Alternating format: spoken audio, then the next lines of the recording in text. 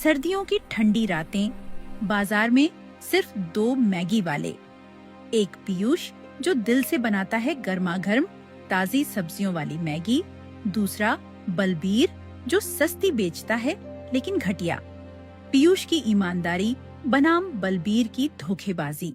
आओ भाई लोग आओ, आज की स्पेशल मैगी तैयार है। ताजी ताजी सब्जियां, ढेर सारे मसाले, घर जैसा स्वाद, ठंड को एक झटके में भगा देगी। गर्म गर्म ले जाओ, हाथ जल जाएंगे लेकिन दिल गर्म हो जाएगा। वाह पीयूष भाई, क्या बात है, तेरी मैगी तो जादू है यार। ठंड में भी पेट गर्म हो गया, मन भी। एक और प्लेट बना दे, घर ले जाऊंगा। पीयूष भाई, तेरी मैगी के बिना तो सर्दी सहन नहीं होती। रोज आता हूँ और रोज सोचता हूँ, ये स्वाद कहाँ से लाता है तू? अरे बेटा तू भी आ यहाँ, ठंड में कांप रहा है, ले फ्री में खा ले। गरम गरम मैगी खा, शरीर में ताकत आएगी। खा ले, रोज आना जब भी भूख लगे। ठंड में कोई भूखा नहीं सोएगा मेरे सामने। शाम ढलने लगी। पीयूष थका हुआ लेकिन खुश घर की ओर चल पड़ा। माँ, आज 1200 रुपए कमाए। देखो ना, जेब भरी पड़ी है। कल तुम्हारी दवा लाऊंगा, अच्छी वाली। बेटा, इतनी मेहनत करता है तू, थक गया होगा ना? आजा, चाय बना दूं? नहीं माँ, मैं ठीक हूँ। तुम्हारी तबीयत ठीक हो जाए, बस यही मेरी सबसे बड़ी कमाई है। आज रात अच्छी नींद आएगी। तू है तो सब ठीक है बेटा। तेरी मेहनत और ईमानदारी देखकर ऊपर वाले पर भरोसा और बढ़ जाता है। फिर एक दिन बाजार में हलचल मच गई। बलबीर की चमकदार बड़ी ठेली आई, वो भी आधे दाम में। आओ भाई लोग, आओ जल्दी। सस्ती मैगी, आधी कीमत में डबल स्वाद, गरम गरम, गर्मा गरम। खंड भगाओ, पेट भराओ, जेब भी खुश रहेगी। एक प्लेट सिर्फ 30 रुपए। कहाँ मिलेगा इतना सस्ता? आओ आओ, लाइन लगाओ। पीयूष भाई, सॉरी यार, आज बलबीर की सस्ती ले लेते हैं। ठंड में जेब भी ठंडी हो रही है। कोई बात नहीं भाई, जो अच्छा लगे वही ले लो, लेकिन स्वाद कभी भूलना मत। पीयूष, तेरी मैगी तो बेस्ट है, लेकिन आज पैसे बचाने हैं। कल फिर आऊंगा। अरे वाह, ये तो ठीक ठाक है। गर्म भी है, स्वाद भी ठीक है। 30 रुपए में इतना अच्छा, बढ़िया है यार। भाई, एक और प्लेट दे दे। स्वाद तो ठीक ठाक है, ज्यादा कुछ नहीं, लेकिन पैसे बच रहे हैं। ठंड में ये काम चलाऊ है। बढ़िया। देखा ना भाई लोग, सबको पसंद आ रही है। सस्ताई में भी स्वाद होता है। और ले लो, और ले लो। कौन कहता है सस्ता मतलब खराब? ठीक ठाक से ज्यादा क्या चाहिए? और ले लो भाई, स्टॉक खत्म होने वाला है। सस्ती मैगी, ठंड का दुश्मन। आओ आओ। शाम हो जाती है। पीयूष का ठेला खाली पड़ा था, बस कुछ ही मैगी बिकती है। बलबीर पीयूष के ठेले पर आता है। अरे छोटे भाई पीयूष, क्या हाल है? देखा ना, आज मेरी ठेली पर लाइन लगी थी। लोग चिल्ला चिल्ला कर कह रहे थे, ठीक ठाक है, बढ़िया है, सस्ती है। तेरी ठेली तो खाली पड़ी है। हाँ भाई, देख लिया। अच्छा लगा कि लोग ठंड में कुछ गरम खा पाए। अरे भाई, अब समझ गया ना, सस्ताई का जमाना है। तू महंगा बनाता है, ताजी सब्जियां डालता है, लेकिन लोग क्या चाहते हैं? बस गर्माहट और सस्ता दाम। मेरी मैगी ठीक ठाक है, काम चल जाती है। तू भी सस्ता कर ले, मैं तुझे मालू सस्ता दिला दूंगा। नहीं भाई, मैं वही बनाऊंगा जो दिल से बनता है। ताजी चीजें, अच्छा स्वाद। सस्ता करके धोखा नहीं दूंगा। धोखा? अरे भाई, ये धोखा नहीं, बिजनेस है। लोग ठीक ठाक कह रहे हैं मेरी मैगी को। कल भी आएंगे, परसों भी। तू देख लेना, तेरी ठेली पर कब तक लोग आते हैं। चल सोच ले, साथ मिलकर काम करेंगे तो दोनों कमाएंगे। धन्यवाद भाई, लेकिन मैं अकेले ही ठीक हूँ। जो मेरे साथ आएगा वो स्वाद के लिए आएगा, पैसे बचाने के लिए नहीं। ठीक है भाई, तेरी मर्जी, लेकिन याद रखना, सस्ताई जीतती है। अब जा रहा हूँ, कल फिर मिलते हैं। तू सोच लेना। पीयूष ठेला समेटकर घर की ओर चल दिया। कुछ दिन बीत गए, ठंड और बढ़ गई, लेकिन पीयूष की कमाई और घट गई। बलबीर की सस्ती मैगी ने बाजार पर कब्जा कर लिया था। पीयूष, 12 2 महीने का किराया बाकी है। आजकल क्या हो गया तुझे? पहले तो जेब भरी रहती थी, अब क्या? कल तक पूरा किराया नहीं दिया तो सामान बाहर फेंक दूंगा, समझ गया? अंकल जी माफ करना, सच में कोशिश कर रहा हूँ। बाजार में अब भीड़ नहीं आती, लेकिन 1 हफ्ते की मोहलत दे दो, मैं जरूर दूंगा। मोहलत? कितनी मोहलत दूं? पहले महीने भर की दी थी, फिर 10 दिन की, अब फिर? तू सोचता है मैं दान कर रहा हूं? मेरे भी बच्चे हैं, मैं भी ठंड में रहता हूं।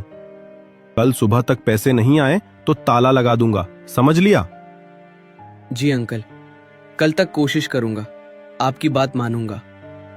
कल सुबह 8 बजे तक पैसे चाहिए, नहीं तो देख लेना। कितना और इम्तिहान लेगा ऊपर वाले। माँ की दवा, किराया, खाना सब रुक गया। फिर भी सस्ता करके धोखा नहीं दूंगा। नहीं, नहीं कर सकता। बेटा, कौन था? मकान मालिक? फिर डांट रहा था ना? तू परेशान मत हो, सब ठीक हो जाएगा। नहीं माँ, कुछ नहीं, बस थोड़ी बात हो गई। आप आराम करो, कल सब ठीक हो जाएगा। तू झूठ बोल रहा है ना? मुझे पता है कमाई कम हो रही है, लेकिन तू अपनी ईमानदारी मत छोड़ना। तेरे पापा भी यही कहते थे, ईमानदारी से कमाया पैसा ही टिकता है। हाँ माँ, याद है, मैं नहीं छोड़ूंगा, चाहे कितनी भी मुश्किल आए। किराए की बात से पीयूष का मन भारी था। रात गहरा चुकी थी, ठंड अब घर के अंदर तक घुस आई थी। अचानक माँ की सांसें तेज हो गईं। पीयूष बेटा, सीने में बहुत दर्द हो रहा है, सांस नहीं आ रही, ठंड बहुत लग रही है। माँ क्या हुआ? अरे तुम्हारा शरीर बहुत ठंडा है, सांस लेने में तकलीफ? रुक, अभी कुछ करता हूँ। माँ उठो, अस्पताल चलते हैं। रात हो गई है, लेकिन अब इंतजार नहीं कर सकते, मैं तुझे उठाता हूँ। बेटा, बाहर बहुत ठंड है, तू भी बीमार पड़ जाएगा। नहीं माँ, तुम्हारा ख्याल सबसे पहले। चलो, बस थोड़ी दूर है अस्पताल, मैं सहारा दूंगा। हाँ, इनको तेज ठंड लग गई है, शरीर का तापमान काफी नीचे चला गया है, पल्स भी बहुत कमजोर है। अभी दवा और गर्माहट देकर स्थिर करेंगे। लेकिन ये सिर्फ ठंड की वजह से नहीं है भाई, ये लक्षण डिप्रेशन के भी दिख रहे हैं।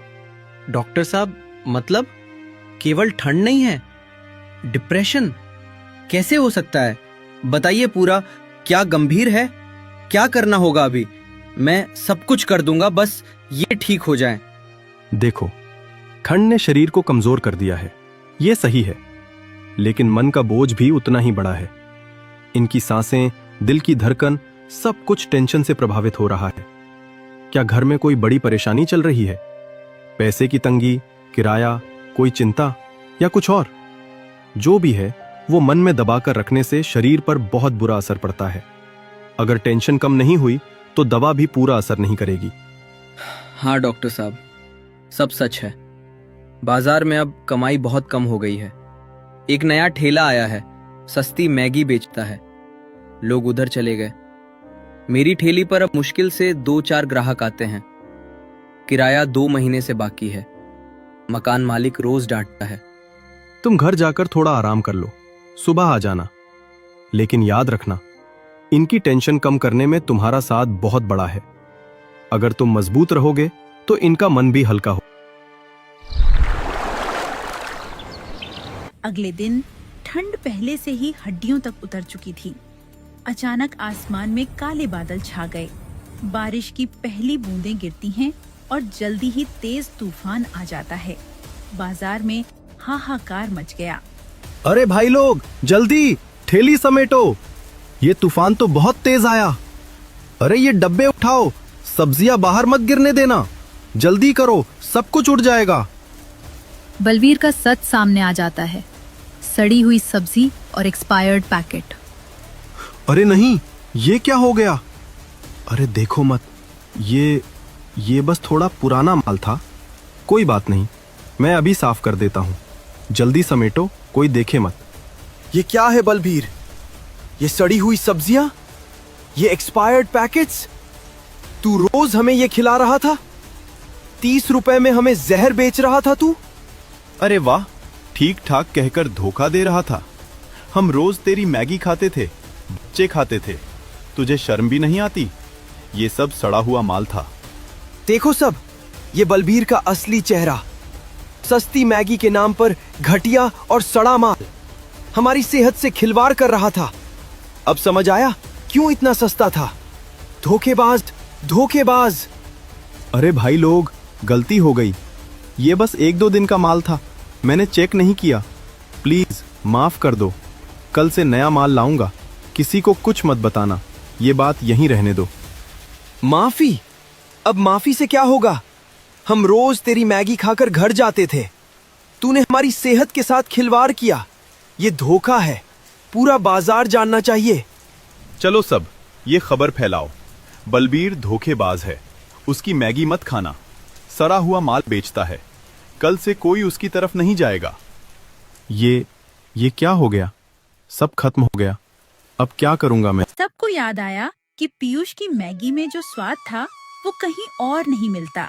एक एक करके पुराने ग्राहक वापस लौटने लगे। पीयूष की ठेली पर ग्राहक लौट आए थे।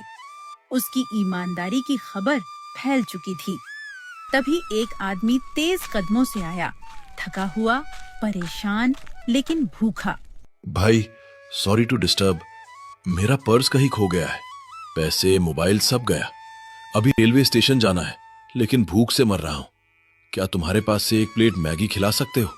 बाद में पैसे देकर चला जाऊंगा, बस अभी भूख नहीं सहनी। अरे भाई कोई बात नहीं, बैठो, अभी गरम गरम मैगी बना देता हूँ। भूखा कोई नहीं जाएगा मेरे पास। ले लो, ताजी सब्जियों वाली, ढेर सारे मसाले, खा लो आराम से। वाह भाई, क्या बात है। ये स्वाद तो कमाल का है। गर्मा गर्म ताजी सब्जियां, घर जैसा। मैंने इतनी अच्छी मैगी बहुत दिन बाद खाई। तूने तो मेरी जान बचाई। अरे सच में, ये मैगी तो जादू है। धन्यवाद भाई, बस दिल से बनाई है। खुश हो गए तो यही मेरी कमाई है। भाई सुनो, मैं पास के रेलवे स्टेशन के पास बड़ा ढाबा चलाता हूं, बहुत बड़ा। ट्रैवलर्स की बहुत भीड़ रहती है। तुम जैसे मेहनती और ईमानदार इंसान की जरूरत है। चलो मेरे साथ, वहां काम करो। मैं तुम्हें 25,000 रुपए महीना दूंगा। फुल पार्टनर जैसा ट्रीटमेंट, अच्छा कमरा, खाना सब फ्री। तुम्हारी मैगी वहां चलाई तो धूम मच जाएगी। क्या कहते हो, आओगे ना? सच में 25,000? भाई मैं तो सपने में भी नहीं सोच सकता था। लेकिन माँ की तबीयत, घर, सब ठीक हो जाएगा। हाँ भाई, मैं मान जाता हूँ। जब कहोगे तब आ जाऊंगा। बस एक बार माँ से बात कर लूं। बस फिर कल सुबह 8 बजे रेलवे स्टेशन के पास आ जाना। ढाबे का नाम है राहत ढाबा। तुम्हें देखकर खुशी होगी। और हाँ, आज की मैगी का हिसाब नहीं, ये मेरी तरफ से। कल मिलते हैं भाई।